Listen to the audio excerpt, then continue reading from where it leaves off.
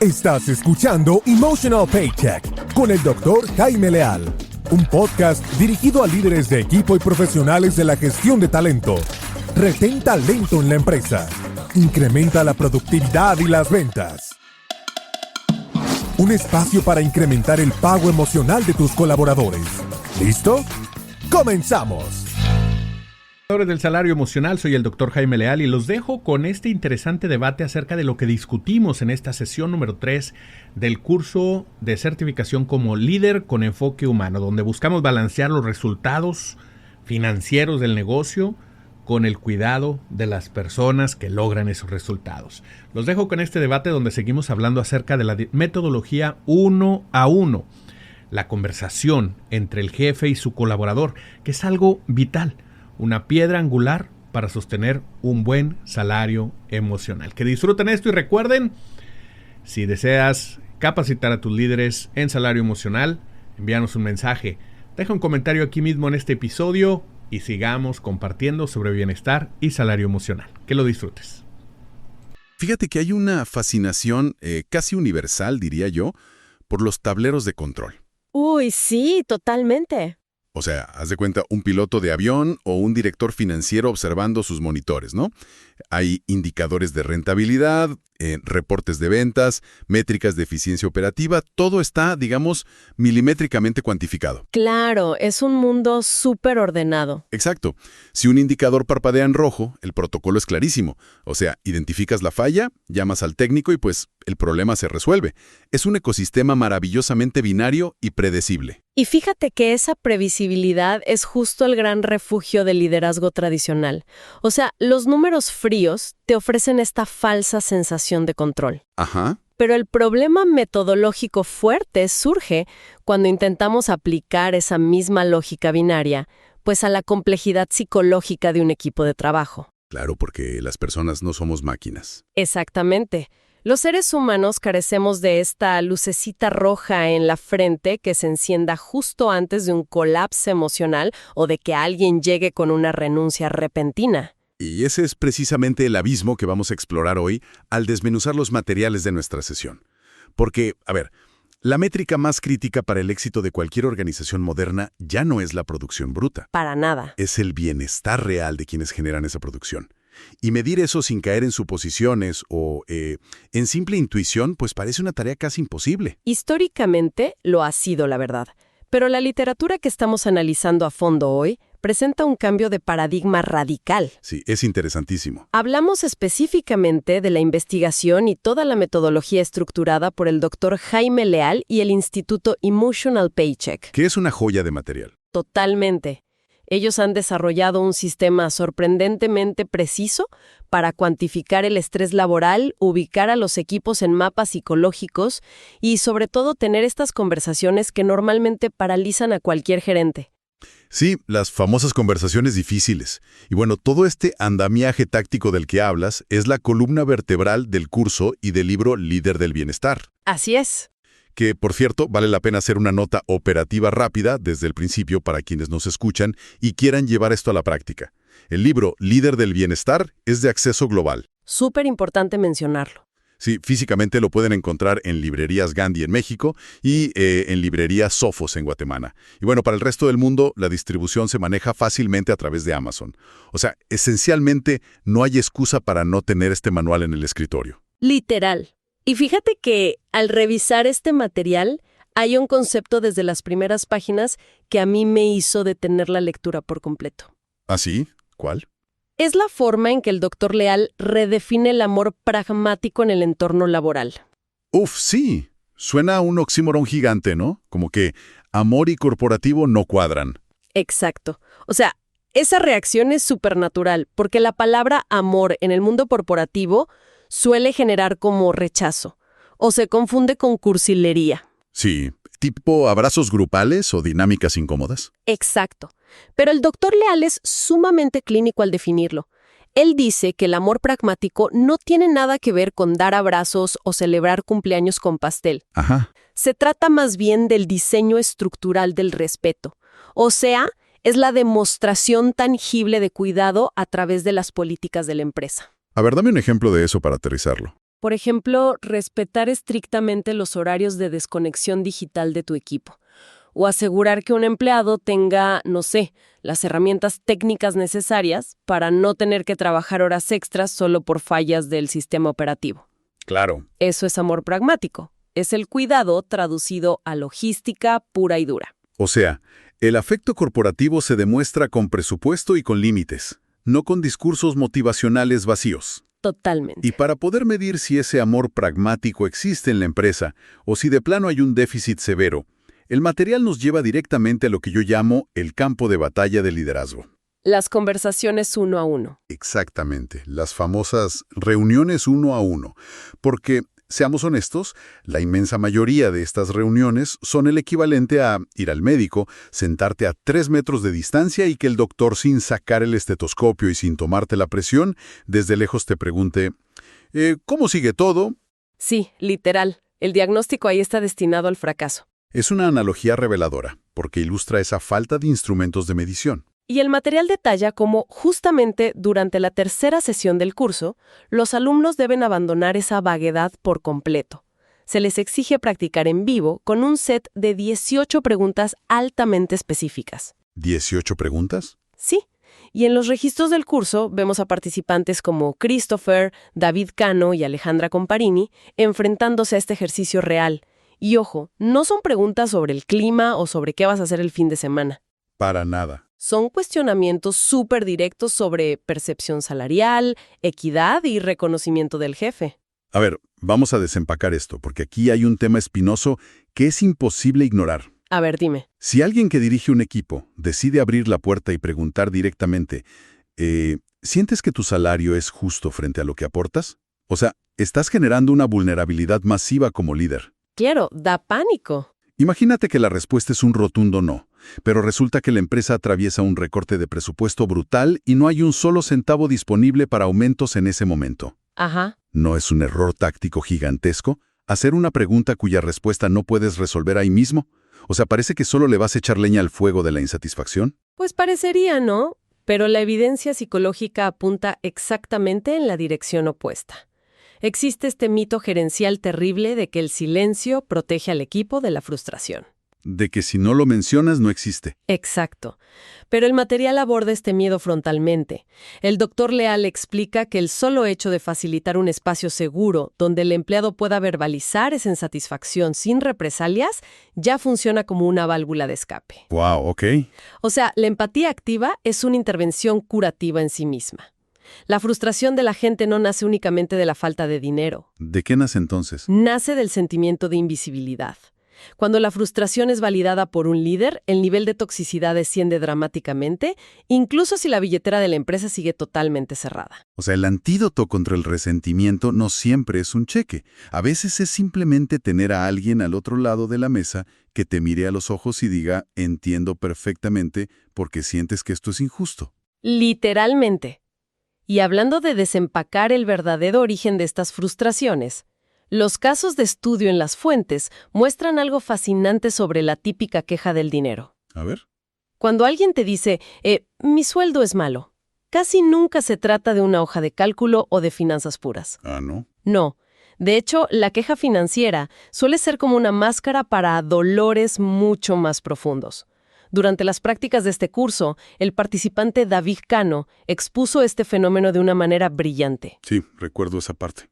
Él notó que cuando los colaboradores rechazan el equilibrio de su compensación y dicen que ganan poco, la raíz suele estar en dos fracturas de confianza muy específicas. Ajá. La primera es la promesa rota.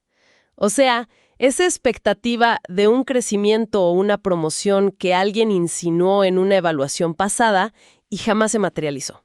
Uf, la clásica zanahoria que nunca alcanzas. Exacto. Y la segunda fractura es el síndrome del talento subutilizado. Es cuando el colaborador siente que sus verdaderas capacidades exceden por mucho las tareas básicas y aburridos que le asignan todos los días. Wow, es devastador, porque la narrativa superficial de la persona dice, estoy mal pagado.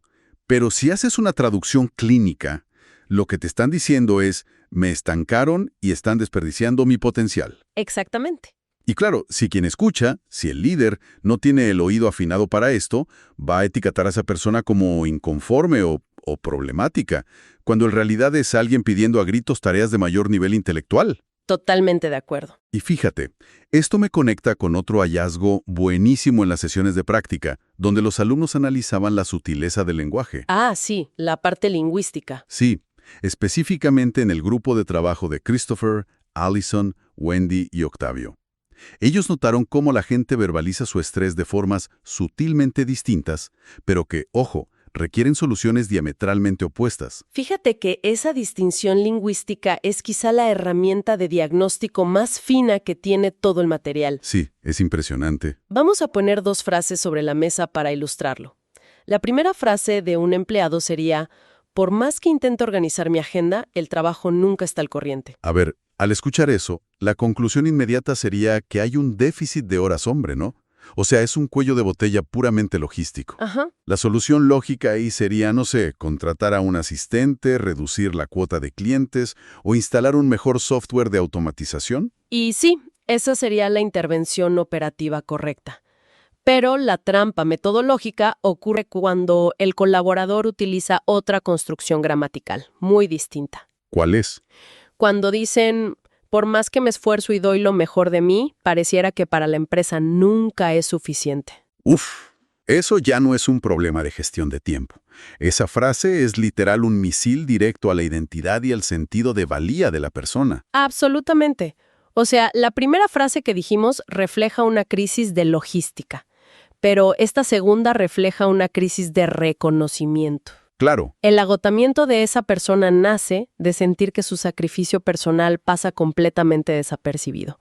Y aquí está el peligro. A ver. Si el diagnóstico falla y a esta persona le entregas un software de productividad, cuando lo que necesita desesperadamente es que su esfuerzo sea validado en público por su jefe, la desconexión se acelera. Obvio. Porque el software va a ser percibido como una exigencia para producir aún más. Exacto, empeoras el cuadro clínico por completo. Y esto nos empuja al gran muro de contención de toda esta teoría. Porque, a ver, tenemos el inventario de las 18 preguntas quirúrgicas. Entendemos que hay que buscar el origen real del dolor y prestar atención a las palabras exactas. Sí. Pero en la práctica, someter a un empleado a un interrogatorio de 18 preguntas críticas, una tras otra, suena a una técnica de tortura corporativa. Totalmente. O sea, el cerebro humano, al estar sentado frente a un jefe que lanza preguntas profundas sobre equidad salarial y reconocimiento, pues va a entrar en modo de supervivencia. Es que biológicamente es inevitable. O sea, el contacto visual directo y sostenido con una figura de autoridad que indaga sobre temas tan sensibles activa inmediatamente la amígdala cerebral. La alarma del cerebro. Exacto, dispara esta respuesta de lucha, huida o parálisis. Entonces, la persona comenzará a darte respuestas diplomáticas y súper vacías simplemente para salir de la oficina lo antes posible. Lógico. Dime lo que quieres escuchar y déjame ir. Literal. Y es aquí donde la metodología del Instituto Emotional Paycheck introduce un mecanismo brillante llamado tercerización, que desactiva por completo esa amenaza neurobiológica. Y aquí es donde se pone realmente interesante la mecánica del asunto. Porque la tercerización no es un concepto abstracto o filosófico. Se logra introduciendo objetos físicos en la sala, ¿verdad? Así es. O sea, el líder saca literalmente un mazo de tarjetas impresas donde cada una de estas 18 preguntas está escrita. Y en lugar de hacer la pregunta en voz alta esperando que el empleado responda, le entrega las tarjetas en la mano. Exacto, le da las tarjetas. Y de repente la tensión en el ambiente se evapora porque la mirada de ambos ya no está cruzada en un duelo incómodo. Ambos están mirando las tarjetas sobre el escritorio. Ajá. El conflicto ya no es interpersonal, o sea, se ha tercerizado al objeto material. Y es mágico cómo funciona. La mecánica de trasladar el peso cognitivo a un objeto inanimado cambia por completo la dinámica de poder en la oficina. ¡Wow! Como analizaban la participante Diana y el propio doctor Leal durante una de las clínicas de práctica, en este punto el líder deja de ser como este interrogador implacable y se convierte en un facilitador. Un aliado. Exacto. Alguien que se sienta junto al empleado a ayudarle a ordenar una especie de rompecabezas físico. El ejercicio requiere que el empleado lea la tarjeta y tome una decisión táctil, digamos. Sí.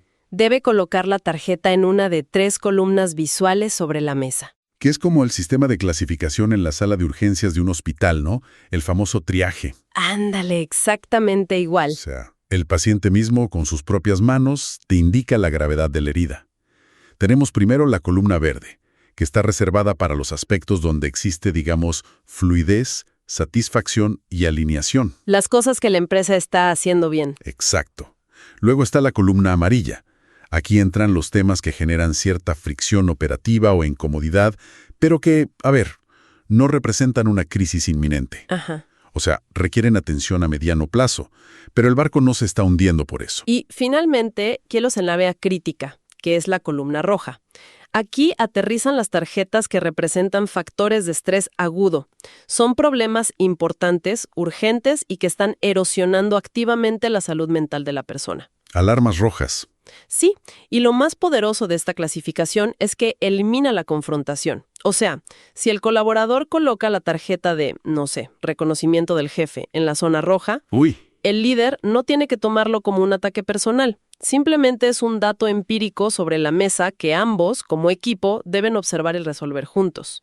Y justo en este punto es donde la metodología da un salto mortal, yo diría, que separa este sistema de una simple charla terapéutica de desahogo. Totalmente. Porque hasta ahora tenemos percepciones cualitativas organizadas por colores, pero las fuentes detallan que el proceso no termina con las tarjetas puestas en la mesa.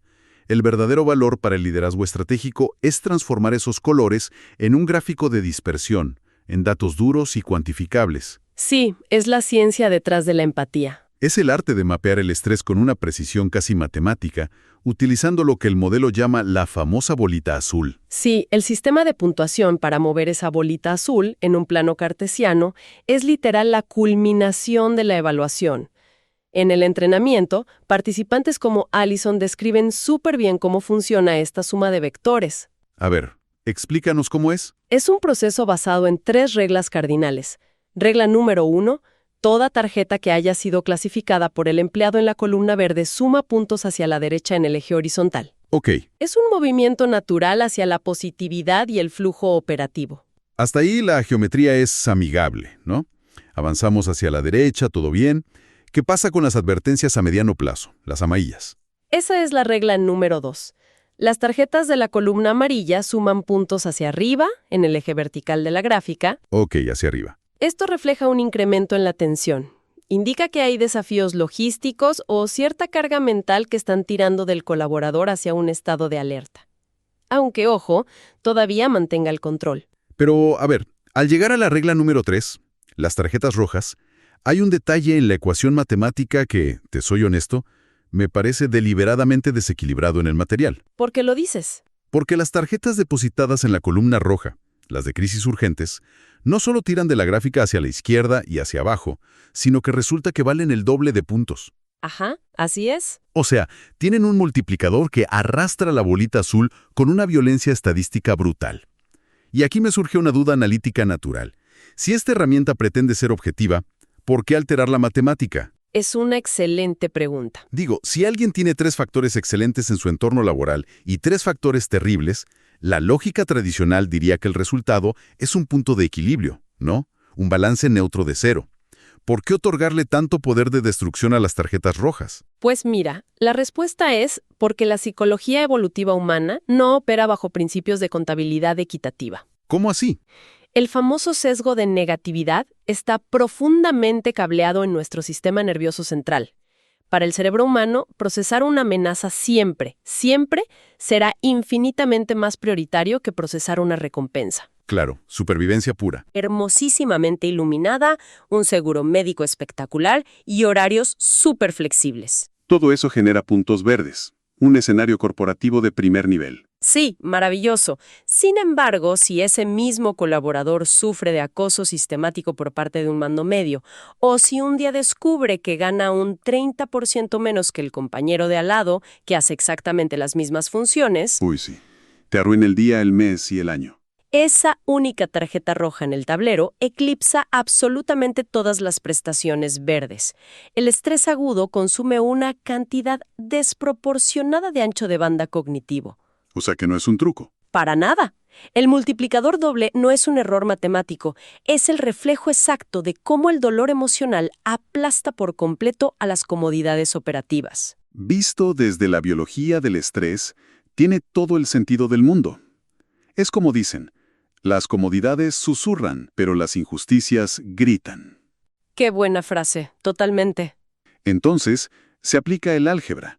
Los verdes tiran a la derecha, los amarillos hacia arriba y los rojos, con su peso doble, arrastran la métrica hacia el precipicio. Y al finalizar este cálculo, la bolita azul se detiene en una coordenada exacta dentro de la gráfica. Así es. Y ese punto de aterrizaje revela el ecosistema psicológico, o la zona, en la que habita ese colaborador durante sus 8 o 10 horas de jornada diaria. Y fíjate que el material clasifica este territorio en 3 zonas psicosociales que son muy claras. Y es importante decir que la posición de la bolita no es un juicio de valor sobre qué tan bueno es el empleado. No es una calificación de desempeño. Exacto. Es un diagnóstico de su interacción con el entorno. La primera zona es la zona de flujo. Aquí, la concentración de puntos verdes ha llevado la gráfica firmemente hacia la zona inferior derecha. Entonces, ¿qué significa todo esto? O sea, ¿cómo se materializa esta zona de flujo en el día a día? Un colaborador en la zona de flujo experimenta una congruencia casi perfecta entre sus habilidades y los desafíos que se le presentan en el trabajo. El tiempo literal se le diluye. ¿Está conectado? Ajá, siente que su compensación es justa, su propósito está súper claro y la fricción operativa es mínima. Es el estado de mayor innovación y productividad sostenible. El ecosistema ideal al que todos aspiramos. Claro. Pero la gráfica también revela territorios intermedios, ¿no? Cuando los puntos amarillos empujan la bolita hacia arriba. Esa es la famosa zona de reto. Y lo interesante de los apuntes del curso es que esta zona no se describe como algo negativo o tóxico, lo cual me sorprendió. No, en absoluto. De hecho, la zona de reto es el motor del desarrollo profesional de cualquier persona. ¿En serio? Sí. Durante las sesiones sobre este tema, la participante Alejandra ilustró este punto increíblemente bien al describir el estrés moderado que manejaba su equipo. Ah, sí, el estrés bueno. Exacto. O como el participante Aibar, que analizaba las fallas de coordinación entre el área comercial y la de producción en su caso. Típicos roces de departamentos. Esos son problemas clásicos de la zona de reto. Hay presión, sí, hay roces logísticos, hay que apagar pequeños incendios todos los días, pero es un estrés fisiológicamente manejable. Ajá. Atrofiarse de manera sana en el gimnasio. Me encanta esa analogía. Pero claro, cuando la resistencia excede la capacidad del músculo, ocurre el desgarre. Exacto. Y eso nos lleva a la tercera zona, que es el cuadrante más peligroso de toda la gráfica, la zona de pánico. Aquí es donde las tarjetas rojas han aplicado su fuerza multiplicada, arrastrando al colaborador hacia la izquierda, hacia un estado de crisis pura. Sí, es la zona roja. Ahora, la tendencia natural de un liderazgo, digamos, inexperto, es pensar que quien cae en la zona de pánico es simplemente alguien incompetente, alguien perezoso o que ya no quiere trabajar. Y ese, te digo, es uno de los errores de diagnóstico más letales en el mundo corporativo. ¿Por qué? Porque la zona de pánico rara vez está habitada por personas apáticas. Por el contrario, suele estar llena de los talentos más altos y comprometidos de toda la organización. ¡Wow! ¡Qué paradoja! Sí, son personas a las que les importa demasiado su trabajo. Y justamente por eso, por ese nivel de compromiso, la percepción de injusticia, la falta de reconocimiento o esta sobrecarga absurda, pues los ha quebrado. Claro. Es el equivalente a tener el motor de un vehículo de alta gama revolucionando al máximo mientras está en punto neutro. O sea, hace un ruido ensordecedor, gasta muchísimo combustible y termina fundiéndose sin avanzar un solo metro. El resultado inevitable ahí es el burnout y la renuncia. Uf. Lo cual nos obliga a analizar la respuesta del liderazgo. O sea, si el diagnóstico de las tarjetas arroja que una pieza clave de tu equipo está atorada en la zona de pánico, la forma de gestionar a esa persona tiene que modificarse de raíz. Pero de inmediato. Porque tratar a alguien que se está ahogando con las mismas herramientas de motivación que usas para alguien que navega feliz en la zona de flujo es, pues, una negligencia absoluta por parte del gerente. Totalmente. Y esto se enlaza perfectamente con los ejercicios de adaptación que revisaron los participantes basándose en los famosos marcos de Daniel Goleman. ¿Los estilos de liderazgo? Exacto. La integración de los 6 estilos de liderazgo de Goleman con esta gráfica de estrés es, para mí, el nivel más alto de sofisticación gerencial que presenta todo el material. A ver, danos un ejemplo de cómo se integran. Mira, durante los debates del curso, observamos cómo el participante Christopher tendía hacia un estilo orientativo y ejemplar. Él se enfocaba en marcar el paso, poner el ejemplo y exigir excelencia todo el tiempo. El líder que va adelante jalando a todos. En contraste, David Cano exploraba el valor del estilo afiliativo, que está mucho más centrado en la conexión humana y la empatía. Y la lección central del Dr. Leal aquí es que un líder estático es un líder obsoleto. Tienes que adaptarte. Claro, las herramientas de Goleman son como un cinturón táctico de Batman. Se debe elegir el estilo exacto de liderazgo dependiendo de la zona en la que se encuentre tu colaborador según la gráfica.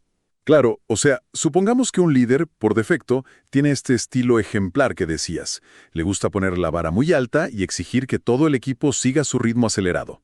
Sí, muy común. Se aplica ese estilo a un colaborador, que según las tarjetas está en la zona de flojo, el resultado será fantástico, ¿no? Lo va a empujar a la genialidad. Va a volar. Pero, ¿qué sucede si, por no hacer el diagnóstico de las tarjetas rojas y verdes, le aplica ese mismo estilo de exigencia implacable a alguien que secretamente lleva semanas ahogándose en la zona de pánico? El sistema colapsa irreversiblemente. Lo rompes. Literal. Pedirle un esfuerzo extra a alguien cuyo tanque de resiliencia emocional está completamente vacío no genera motivación, genera desesperación pura. ¡Qué fuerte! Para rescatar a alguien de la zona de pánico, el manual indica que el jefe debe agarrar su estilo ejemplar, guardarlo en un cajón con llave y sacar el estilo afiliativo. Bajar las revoluciones. Totalmente. Se requiere un periodo de gracia donde la prioridad no sea la cuota de ventas ni la velocidad, sino reparar el tejido emocional de esa persona. Tienes que bajar la presión, escuchar la frustración validando ese dolor y reconstruir la confianza poco a poco. Es como terapia intensiva. Exacto. Solo cuando logras que esa bolita azul regrese a la zona de reto, solo entonces se puede volver a exigir velocidad y resultados duros. ¡Wow! Es una coreografía táctica impresionante. O sea, el líder debe operar literalmente como un médico que ajusta el tratamiento farmacológico según los exámenes de sangre semanales de su paciente. Es la mejor analogía. Y, la verdad, al sintetizar la profundidad de todas estas herramientas, desde la sutileza de detectar cuando alguien te dice que nunca es suficiente, hasta la genialidad de tercerizar la amenaza usando tarjetas físicas en la mesa, y finalmente graficar el estrés para adaptar tu estilo de liderazgo, pues queda en evidencia que gestionar el bienestar dejó de ser una iniciativa altruista del Departamento de Recursos Humanos. Definitivamente. Ha evolucionado hasta convertirse en la habilidad de supervivencia más crítica para proteger el capital humano en cualquier empresa. ¿Y la más rentable además? Totalmente. La retención de talento en la actualidad no se logra poniendo mesas de ping-pong en la oficina o con discursos motivacionales genéricos los viernes. Se logra con estructuras de diagnóstico precisas como esta. Sí. El costo oculto de perder a un talento clave simplemente por ceguera gerencial, por no saber que la persona estaba operando en la zona de pánico, pues supera exponencialmente el pequeño esfuerzo que toma aprender a tener estas conversaciones estructuradas. Total y absolutamente de acuerdo. Por eso, creo que el acceso a la metodología completa del Dr. Jaime Leal a través de su libro Líder del Bienestar, que repito, está disponible en librerías Gandhi, en Sophos o globalmente en Amazon, representa hoy por hoy una de las inversiones intelectuales de mayor retorno para cualquier estructura organizacional. Sin duda alguna. Entender a fondo estas 18 preguntas y aplicar la técnica de la tercerización de las respuestas, pues transforma toda esa niebla emocional y confusa de un equipo en un mapa de navegación súper nítido. Proporciona, en esencia, ese tablero de control exacto con el que iniciamos nuestra discusión de hoy, pero diseñado específicamente para decodificar la complejidad de la psicología humana, en lugar de solo ver simples métricas financieras. Es ni más ni menos que la evolución del liderazgo. Y bueno, para concluir esta exploración detallada, creo que vale la pena plantearle un experimento mental a toda nuestra audiencia. A ver, me gusta. Mucho hemos analizado sobre cómo diagnosticar a los equipos, ¿no? Cómo mirar a los demás. Pero si quienes nos escuchan hoy volvieran esa maquinaria analítica hacia su propio interior. Uy, un autoanálisis. Propias tarjetas rojas. Qué gran pregunta. ¿Revelaría en la gráfica a alguien impulsado por el ímpetu de la zona de flujo? ¿O alguien fortalecido por la resistencia sana de la zona de reto? ¿O acaso revelarían que están siendo secretamente consumidos por el desgaste silencioso de la zona de pánico? Y ante ese diagnóstico revelador, creo que surge la pregunta más importante de todas. ¿Cuál sería? ¿Se mantendrán en una postura pasiva esperando que alguna figura de autoridad en su empresa organice una reunión milagrosa para abordar el problema? ¿O tomarán ustedes mismos la iniciativa de poner, literal, las cartas sobre la mesa? Qué buena reflexión para cerrar. Gracias a todos por acompañarnos en este análisis a fondo. Nos escuchamos en la próxima sesión.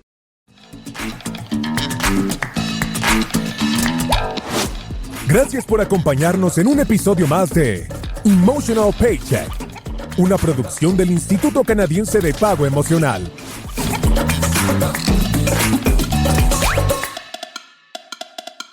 Suscríbete, da clic en me gusta y compártelo en tus redes sociales. Emotional Paycheck Institute of Canada.